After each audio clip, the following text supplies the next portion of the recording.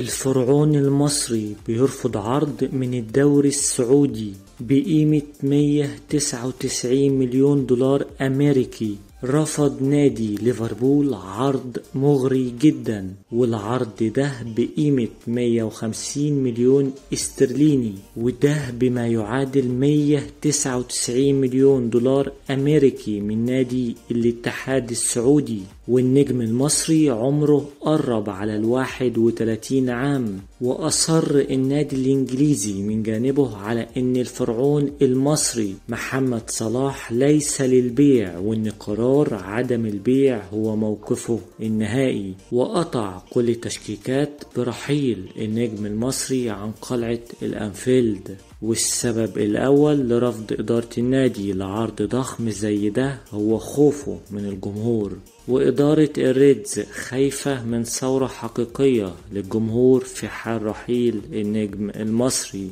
وبيحتل النجم محمد صلاح مكانة خاصة في قلوب جماهير الريدز، وخصوصا ان اللاعب واحد من هدافين النادي على مر التاريخ، وهو واحد من أساطير نادي ليفربول.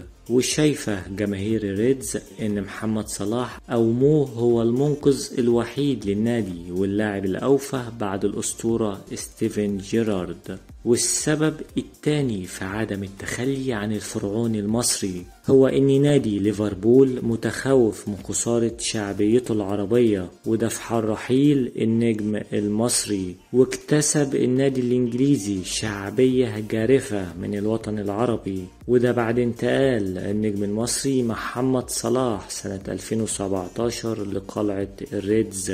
والنجم المصري سبب في زيادة نسبة المتابعة لصفحة النادي على السوشيال ميديا زي تويتر وانستجرام. وهيئة الإذاعة البريطانية BBC نشرت تقرير سابق عن تأثير النجم محمد صلاح على الدوري الإنجليزي وخصوصا نادي ليفربول، مؤكدة ان النجم المصري بات رمزا شعبيا داخل نادي ليفربول. والسبب الثالث هو تهديد المدرب يورجن كلوب لإدارة النادي بالرحيل في حالة خروج الفرعون المصري، ورفض الألماني كلوب سبب مهم جدا في بقاء صلاح في ليفربول. وان من المستحيل قدرة إدارة الريدز على جلب لاعب جديد بنفس مستوى وإمكانيات اللاعب المصري.